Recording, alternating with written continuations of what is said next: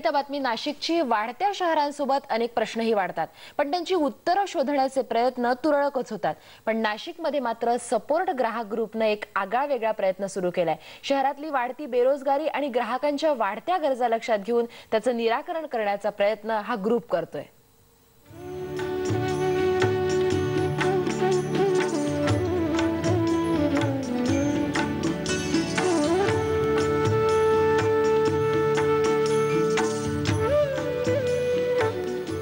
दररोज कोणी घरपोच भाजी आणून दिली तर या कल्पनेनंच अनेकांना बरं वाटेल।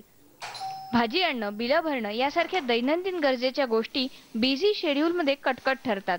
पण नाशिकमधल्या सपोर्ट ग्राहक सेवा केंद्रानं यावर उत्तर शोधलंय आणि हे उत्तर एकेरी नाही तर दुहेरी आहे।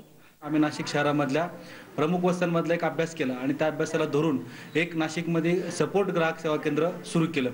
आज सपोर्ट ग्राहक सेवा केंद्रांतर्गत आमच्याकडे 600 कस्टमर्स आमच्याकडे आज आहेत आणि 600 कस्टमरला ज्या सेवा लागतात त्या सेवांसाठी आज आम्ही 10 वस्त्यांमधल्या नाशिकमधल्या तिथे आमचं काम सुरू आहे। सचिन गायकवाड सारख्या वस्तीतल्या युवकांना आणि महिलांना यातून मोठा रोजगार मिळतोय।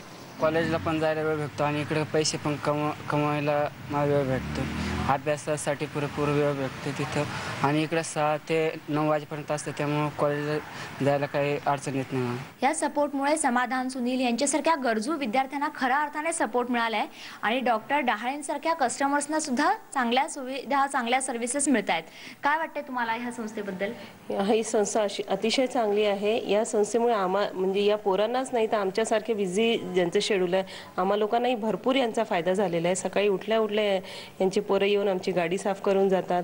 नंतर रोजच्या रोज आम्हाला ताजी भाजी मिळते, त्याच्यामुळे सुद्धा आम्हाला भरपूर आनंद मिळतो। याला मिळालेल्या रिस्पॉन्समुळे सपोर्टचाही कॉन्फिडन्स वाढलाय। व्हिडिओ जर्नलिस्ट फणींद्र मंडलिकसह दीप्ती राऊत, IBN लोकमत, नाशिक।